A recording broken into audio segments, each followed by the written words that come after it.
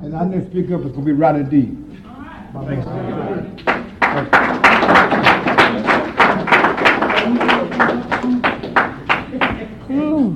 Good evening, family. I'm an addict in recovery named Rodney D. I'm grateful to God for allowing me another day.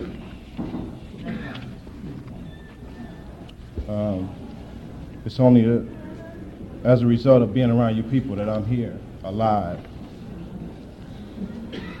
I want to thank DACNA for allowing me to stand before you people, because I don't feel that I deserve this, to be here.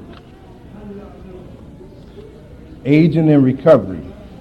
And I'm going to be honest, when they said I was doing a workshop on aging in recovery, I got an instant, automatic resentment.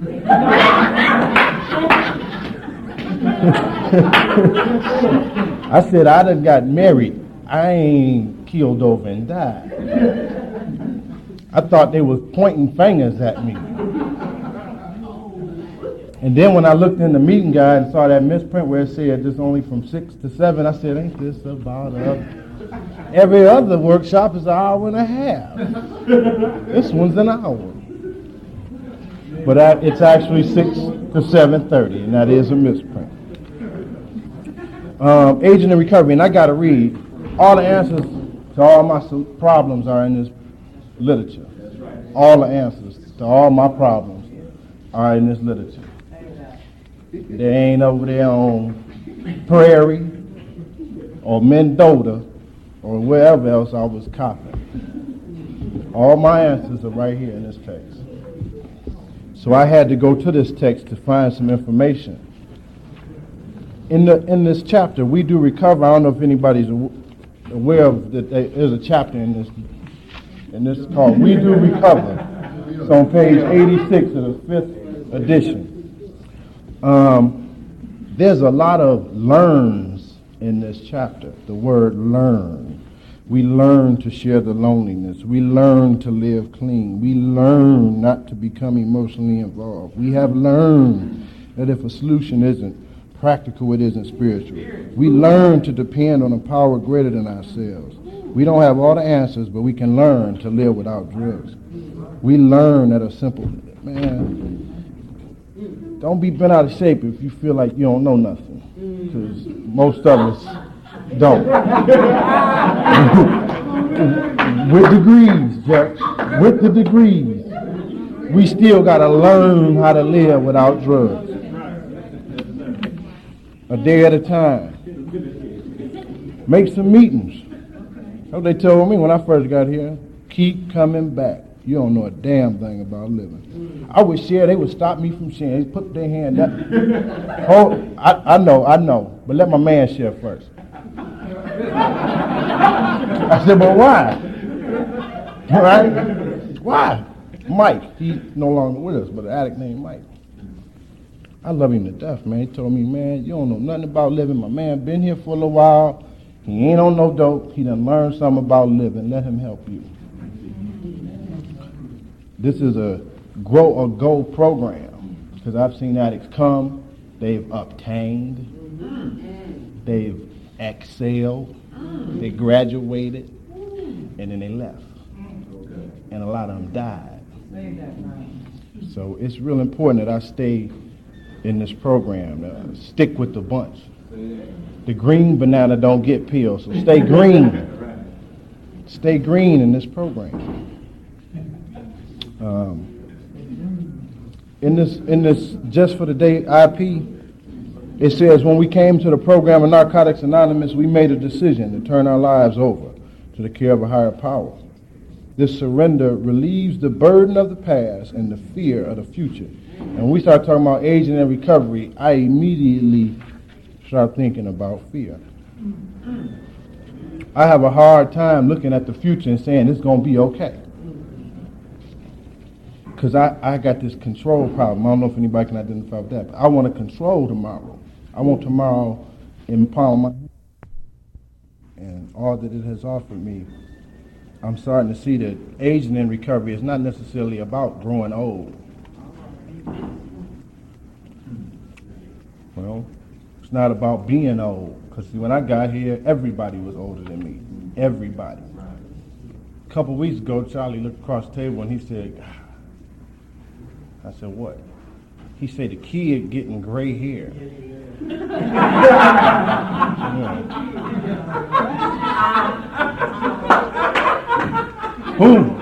Who is he talking about? They all in my beard and my mustache, my nose, and I got a long one that grow on my ear. I have to pluck it out. In recovery. When I came in recovery, I was 21, and I was confused. I knew the program was working because there was a lot of people that were sitting around with the mitts, but they was coming back every day. And the little basket really wasn't enough for all of them to get high. So they was doing something here in these rooms, and I wanted to be a part of it. So I kept coming back. I've learned so much from these older members. When I found out this was the workshop, the first thing I did was find me a few of them older members and said, if you can, please be there so that I can look and see that they're here. And it's real funny because there's only a handful of them still here, Nikki. It's only a handful of people still here that were here when I got here. I ain't saying they all dead or that they all using, but they ain't here. Okay.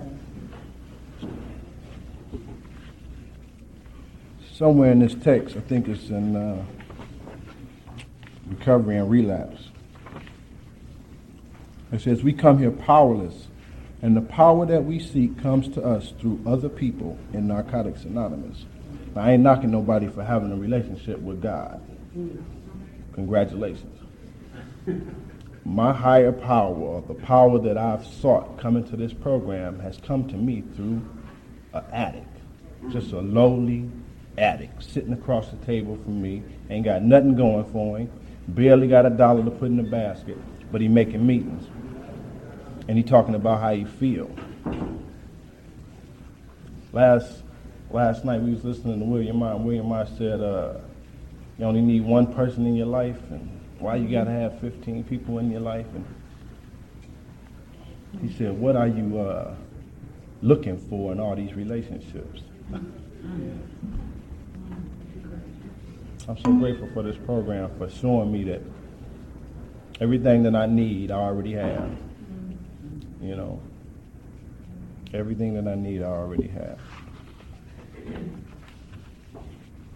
You know, when I first got clean, or just prior to coming to this program, people used to call me a lot of different things. Of course, I was labeled crackhead. That was automatic. That knows I was on crack. They called me a thief, stop thief. The little young boys would say punk, call me a punk. Get off the porch, punk. It's 3:30.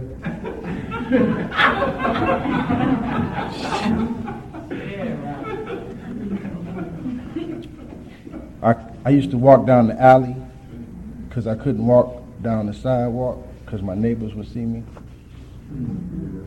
I lived in a cold water flat above the beauty parlor. And I would be so out of my mind and guilt-ridden, I couldn't walk up the block. I'm talking mere houses away from my own house. How you doing, Mr. Duncan? Fine, and how are you? I'm Rodney to some people. I don't have a problem when I introduce myself as Rodney and people say, oh, Rod, it's so a pleasure to meet you. I have a problem with that. Call me Rod if that's what you want to call me. I've been called worse. Daddy. I'm being referred to as Daddy. And to be standing up here talking about aging and recovery, I have never wanted to be called Daddy. Not by no kids.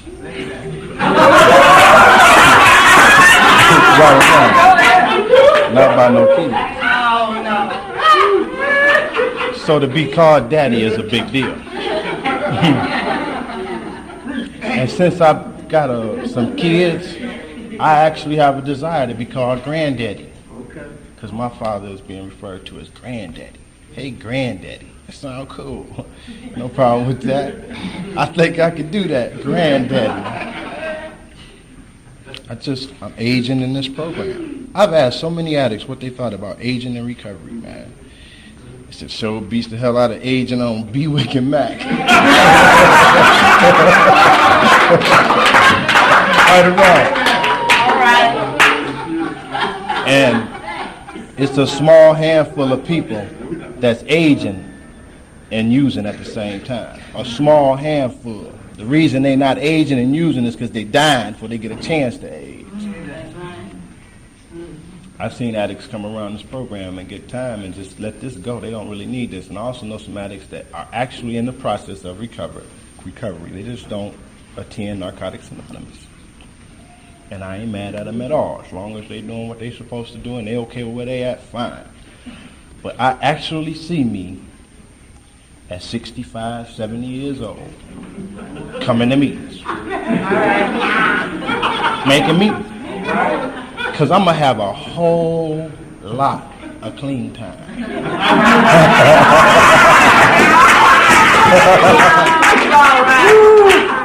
Yes, that's going to be a really, I mean, I can sit at the front, automatic. Do we have a table? Automatic table monitor. Automatic chair. And I really feel that way. I have grown to learn that if I just focus on this one day that I got, because that's all we really got is this one day. We get up in the morning, or God or whoever it is that let us have this day. We got a day. And when I stay focused on this one day, the future really ain't that large and overburdening and looming. I actually, when I stay focused on this day, I actually can make plans for the future and not be so afraid. Because regardless of whatever I plan, I only got today. I can plan to be on the moon in a month, but I really only got today. And that's a biggie for me. When I first, prior to coming to this program, all I looked at was either the future or the past. Rarely did I focus on this day. Even if it was this day, it was, what am I going to be doing in about an hour and a half? And am I going to have enough money to enjoy myself doing it? It was never being okay in the moment, never having enough serenity in it to just be okay. Sit still, close my eyes, do what they call around here, meditate. In this basic text, allow myself the privilege of thinking. That's something to tell somebody, take your time and allow yourself the privilege of thinking. So what was I doing other than if I wasn't thinking? What was I doing? Acting, just coming right off the riff with some whatever works, just coming. I was talking with a guy earlier, and he was talking about how, man, I really admire you and a couple other guys that you hang around, because y'all young brothers and y'all still coming and y'all helping people. And, man, it's real easy to help somebody when you know it worked. To the point where I really don't have a hard time. I don't go far out of my way to explain this program like I used to. Man, you got to see it. You ought to make some meets. Man, you sure you don't have a drug problem? You look like you might possibly have a drug problem. This program works. Now I just say, I'm clean. I used to use, I don't use anymore. And I keep stepping. Let them follow me if they want to come up in here. You don't have to sell this. I got a lot of faith in this program because I spent years developing it. I'm just not really getting interested in the other higher power deal, where you pray to something in particular, burn incense or whatever it is you're doing.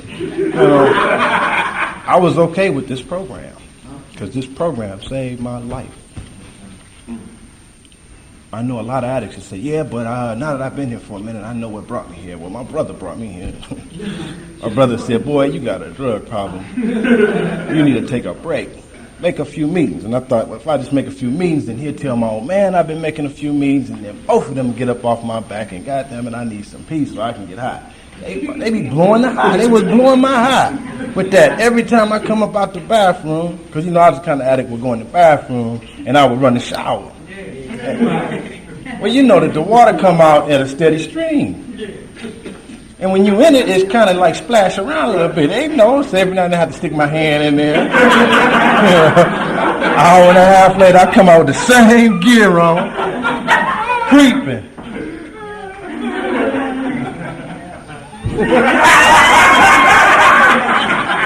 Seeing if they hear me easing out of the bathrooms, I can ease it back down to where I had to go to get some more.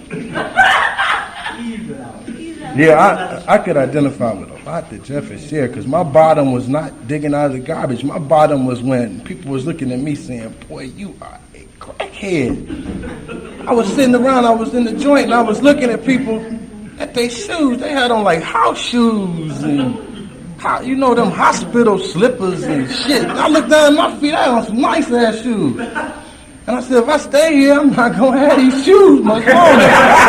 But they was here when I got here. Yeah, that was my bottom. What is wrong with these people?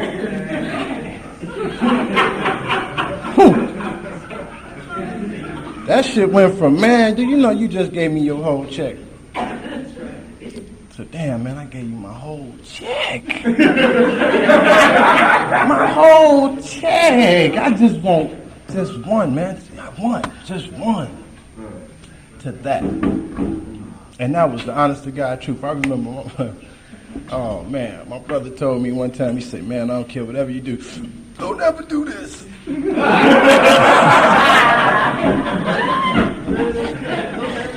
Shit, an hour and a half later, he was there, but you hit this. You sure you don't want to hit this? Misery loves company, man. It's a powerful disease we dealing with. And we want to half step. We want to take it for granted. You know, get clean, get a car, make meetings so I can see my friends. Forget about the fact I need to shut up, sit down, listen to that new guy. Charles said it real good the other day, man. I love these meetings, man. I come to these meetings, man, I hear the hope. I hear the hope. I done forgot what I was. I can look at what I have and say, man, I'm slacking. I'm slipping, man. Man, I'm only making $300 a week. I came here walking the meetings. Walking the meetings. I rode the bus to meetings. And when I got on that bus, man, I did more literature reading when I was on the bus. Now I don't have time to read literature because, of course, you know, I have things I have to do. I have to see places to go. I have a life. I'm working these jobs. Got to get this money, put gas in this Lincoln. You better get real. You better go to a meeting. Put some gas in it and go to a meeting. You know, don't want to ride with my friends like I used to. I used to ride with my friends. We have a meeting on the way to the meeting. Yeah. I want to leave the meeting a little early now because I might want to do a little something on the way home. My little something's be costing me a whole lot. And it ain't got nothing to do with finances. You know, to be in your own home with your family, wife and kids, and feel like, you know, man, if they knew what you really was, man, you know. All right, Charles. Hey, if they knew what you really was. And this is the process of aging and recovery. All right, now. Coming to grips with what I really am inflicted with. This is a disease. This ain't because I'm a bad person, you know what I'm saying? I just like getting head off the street, no crazy shit. No, that ain't what it is. I'm a freak. Man, that's play. That's play like I like to just smoke a little weed on the weekends. It's play. I'm a freak. You better get real. I have to look at this stuff for what it's really worth, man. For what it's really worth now. And it's funny because I don't come to nothing because somebody else did, you know. When my man was having a problem in that area, I don't think I'm going to touch on that. I have to actually hit a bottom with everything that I'm addicted to. Last night, William said, recovery is getting rid of those things, anything. It's not good for you. I had a Partagas in my pocket, a Cuban cigar. I had a $20 cigar in my pocket. And you think a cigar is good for me? I used to smoke cigarettes. I quit smoking cigarettes years ago. Right? But now I want to smoke Partagas because it makes a difference. It's not the same thing. You understand? Cohiba. I want to go over there to the casino, buy me Cohiba, $40 cigar. Don't you know, man, it's a $40 cigar? You know what I'm saying? Aging and recovery. I really enjoy hearing what I heard last night. I got to take another look at what I'm doing here. You know, let's really get honest here. Rodney, are you really enjoying these things that you're doing? Are these things benefiting you in any way? You know what I got to do when I get home? My wife don't smoke nothing. She never have. When I come home after a Partagas, you know what I got to go through? I got to brush my teeth. I got to drink Listerine. That other shit don't work. You need to go Listerine. I got to shower, wash my hair, and take all my clothes off, put them in a plastic bag, and throw them down in the basement to get in bed. And it ain't like it's fooling her. She ain't buffaloed in the least. And it ain't even about her. It's about how I really be feeling when I go to doing all this. Do you know that you are actually going way out of your way here for something that ain't doing you no good, and actually it just cost you $40 that you could have spent on God knows what. Anything other than.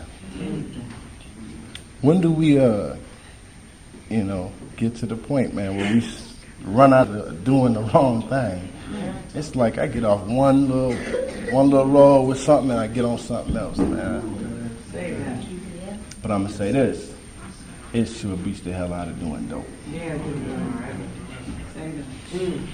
I'm struggling, yeah, but it's a whole lot better than going back down that alley looking on the ground thinking, maybe I might have dropped something. No, you ain't dropped nothing. But it's just you know you owe it to yourself to at least look. What else you gonna do? You ain't got nothing else to do, so I look till the sun come up.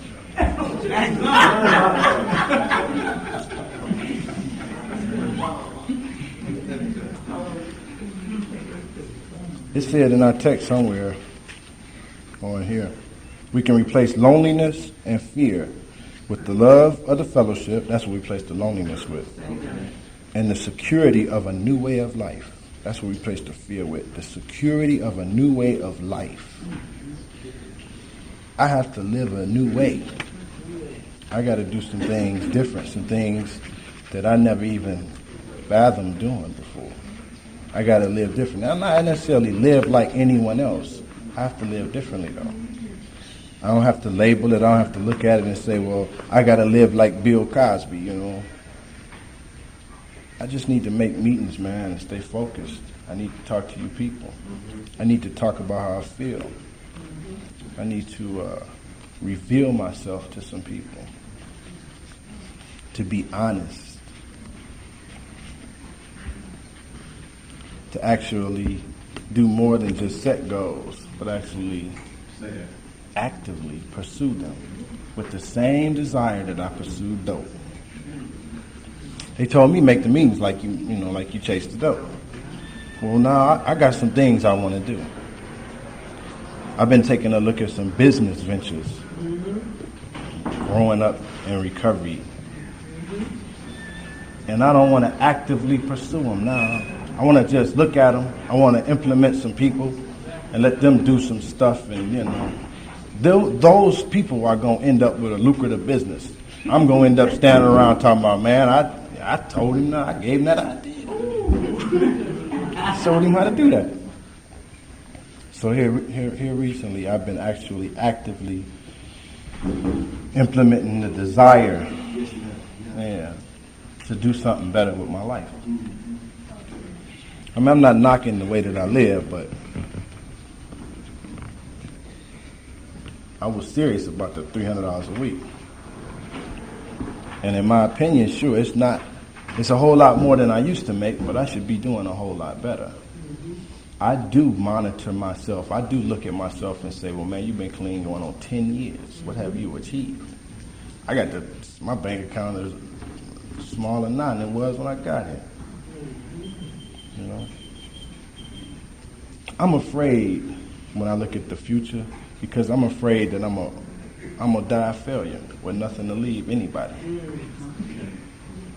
And I don't want to die like that.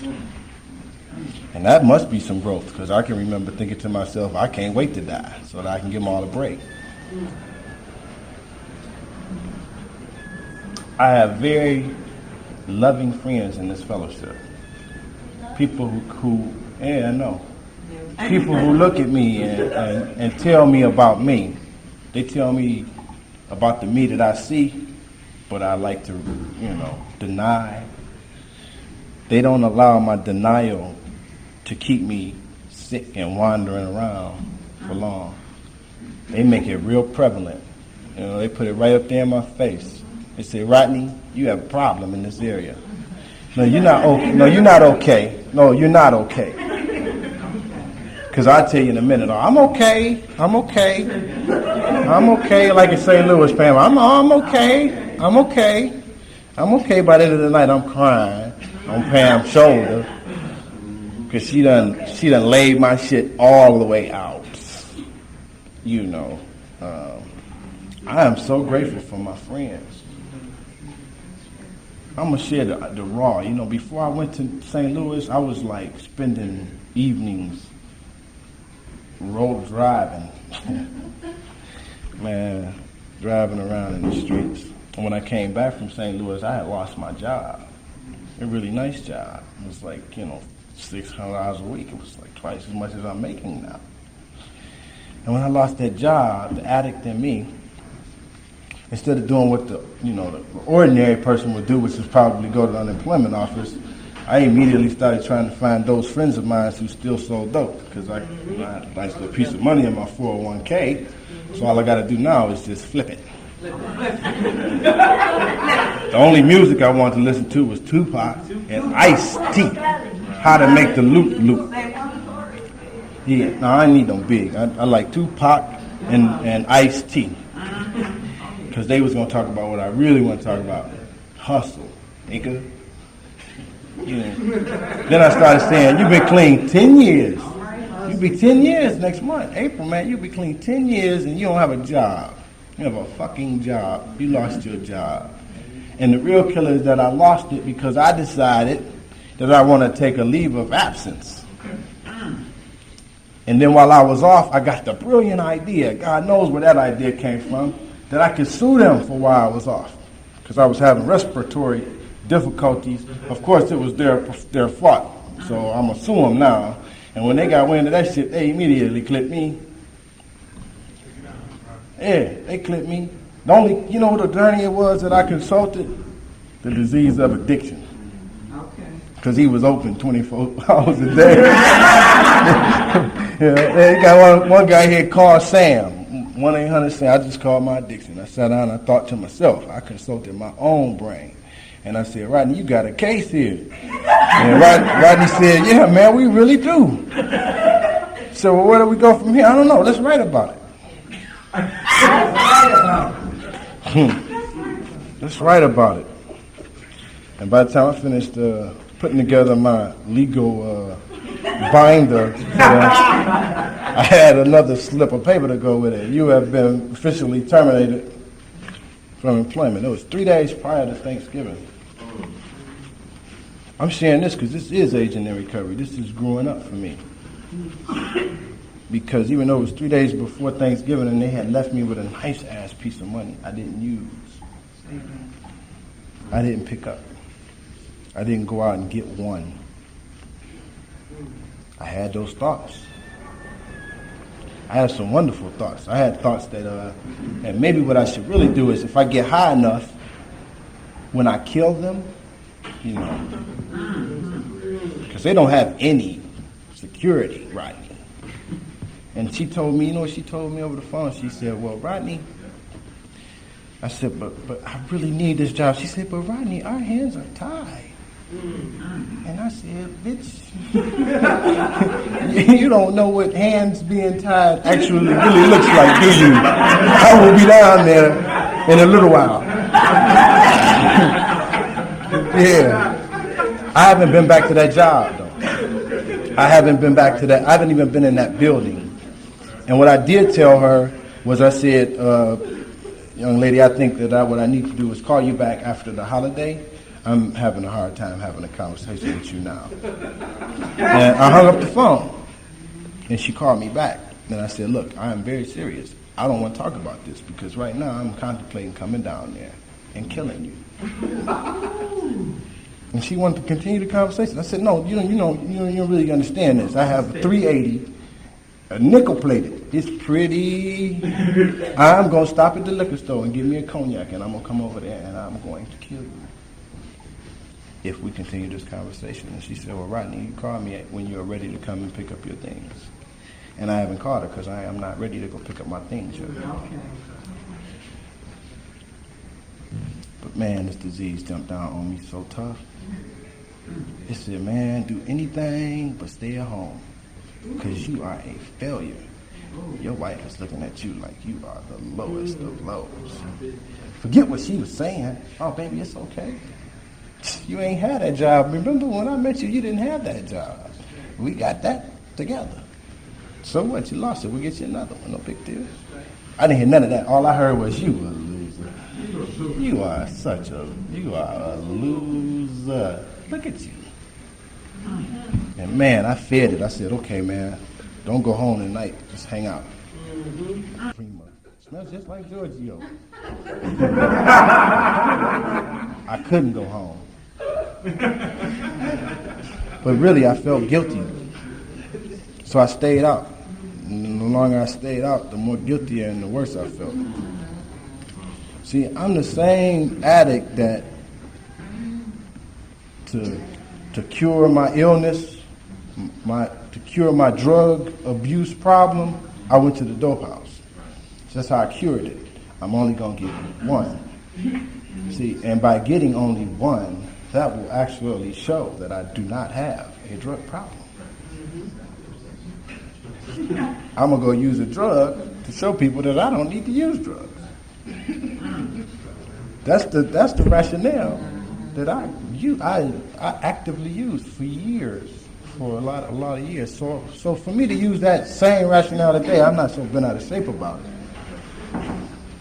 But I did. I said, well, Rodney, you know the best way to prove to yourself that you do not have a problem in this area, just don't go home. Just stay in the streets until you get your shit together. Man, this has been a very interesting past 6-7 months. I went back to my dad. I used to work for my dad, and my dad, he treats me swell, don't get me wrong. It's just he don't make enough to pay me enough to make me feel like I'm more than a loser. And I had to ask him for my job back. And to be honest, today I still don't want to go to work. I still feel the same way. You know, man, don't go to work. Just stay out here, man. Figure out a way to hustle up on some loot. I don't know about anybody else, man. I come to meetings and I stay involved in this program because I am scared to death of what would happen to me if I stopped coming around y'all. Yeah.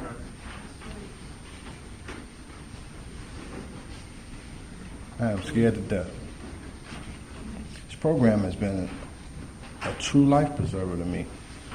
You know, when the first meeting I made after I lost my job, a recovering addict, well, 3 recovering addicts said, no problem, I'll get you a job tomorrow, come to my job. Right? I didn't. But it was just hearing them say that. It was hearing this one woman say, I bet you got Tupac in the radio right now. I said, no, I don't. No, I don't. I was listening to Fuck the World all the way up to the meat. Fuck the world. You know, that might not sound like much to anybody, you know, to a lot of y'all, but to me, that's a big deal. What are you doing listening to a record called Fuck the World in your new way of life? You know, you got a new way of life. You're a recovering addict now. You know, it's all about spirituality in this program, right? How spiritual can you be? And I'm just saying it. How spiritual can you be listening to Tupac? I mean, I'm not saying the brother is a bad man. He was just keeping it real. Man, my reality is different than that. And, you know, I appreciate a lot of my friends. I got in Charles's car the other day, and he had a guy on I ain't never heard of in my life. And he was talking about spiritual principles. I said, who is that guy? And he told me who it was. I said, oh. I got Tupac in my CD player, man. You down? Yeah. I have to actually change. And I'm just reading what it said in here, man. It says, you know, we replace fear with a new way of life. I cannot live like a dope fiend without no dope. Sooner or later, I'm going to have to do something. And that's what I be doing, man. I find myself living like a dope fiend. I get up in the morning, the first thing I want to do is put my pistol in my pocket so I can go to work. I'm not a police officer. You know? I'm not even a security guard. But all of a sudden, I need this heater, you know, because, you know, it's a bad place, it's a bad city we living in, right? What happened to my faith? What happened to the spirituality of our program? It goes directly out the window, man. And I am actually at this, right now in my life, struggling to maintain my spirituality. It's probably because, you know, my meeting attendance has dropped down to when I feel like going to a meeting. So how often you make meetings a week? Oh, well, when I feel like going to a meeting. Well, what does that mean? You should always feel like going to a meeting if you meet. But no, I can't go to meetings because, you know, I got to pick my wife up from work. Because, you know, I got to watch the kids. But, you know, I still got a job, man. Jeff said, well, why you didn't make a meeting yesterday? Well, you know, I got to work, man. I got to work. I got my sponsoree sponsoring me. Because I know not to call my sponsor. My sponsor ain't co-signing. You say he ain't fading it, my sponsor ain't fading. None of my little bullshit. When I saw him last night, he just kind of nodded at me. He went, you know, he beyond call me, man. He through with that. Call me, man. He through with that. He just went, all right. And can I blame him? No, I don't blame him at all, you know. I'm not going to hold this up. You know, it's real evident, man. The age in the recovery for me means I need to find a new way of life.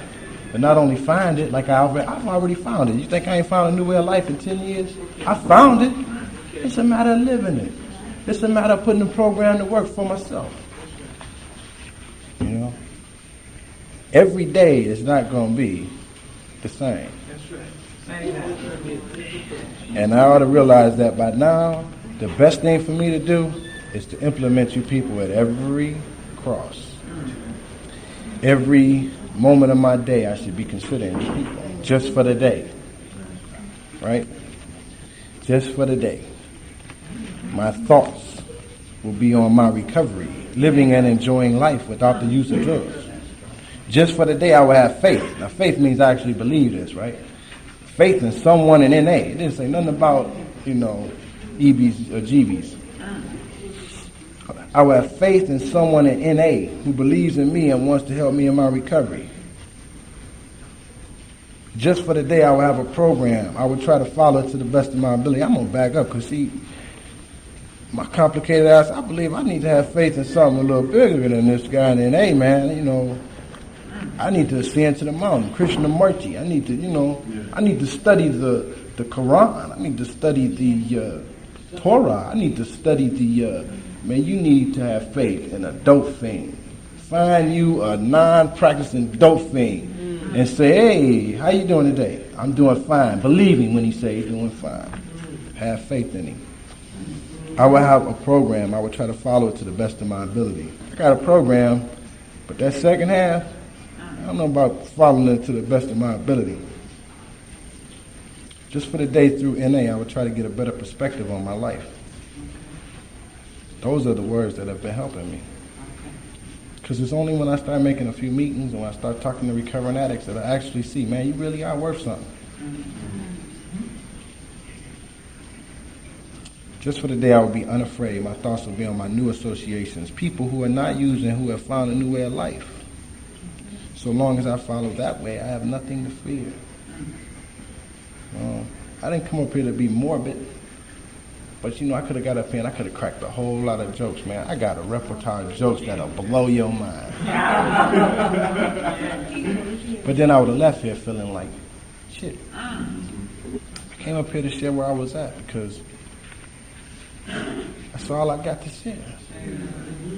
They said something, man, a long time ago. They said, man, it's gonna be at a meeting. It's gonna be a whole lot of addicts there, man. You're gonna be sharing. You're gonna be thinking you was impressing all of them, and all of them is being touched by your words, and they feel you, man. They feel you. And when it's all over, maybe one of them might get something out of what you shared. Be grateful that you reached one addict, and that's how I feel right now.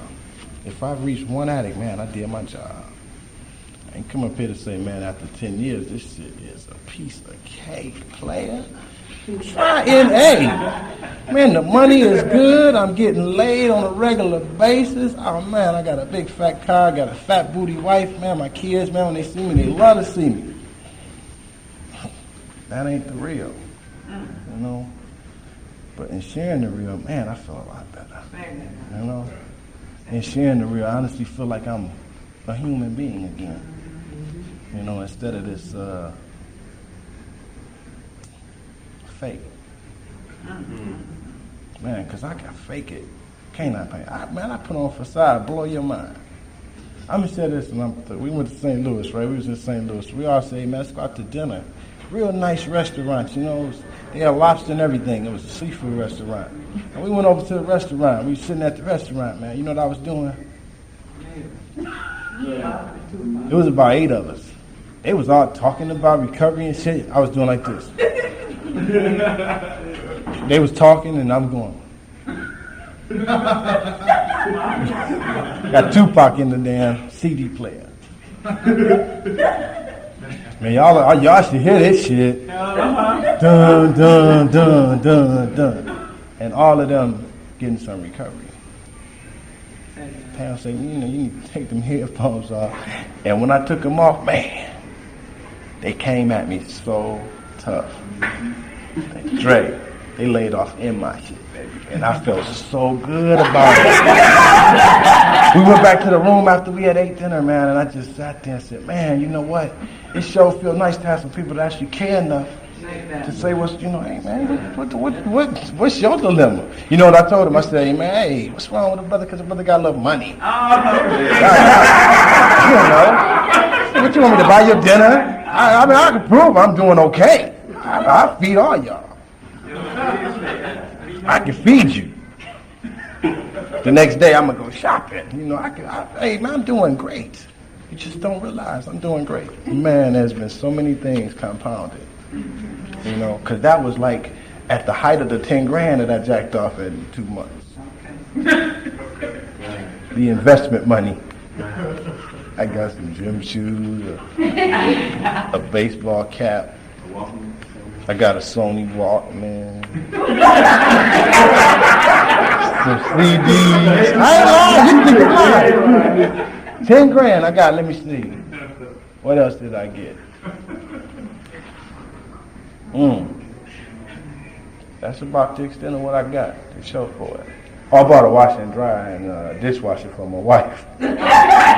Like that's a gift. You buy somebody major appliances to do some housework with. Let me tell you, I'm so glad that you people are here. I'm so glad y'all care enough to just sit still long enough to listen to this little I had to share. That's all. It makes all the difference to me in the world. So thank you for being here. Thanks, Brian.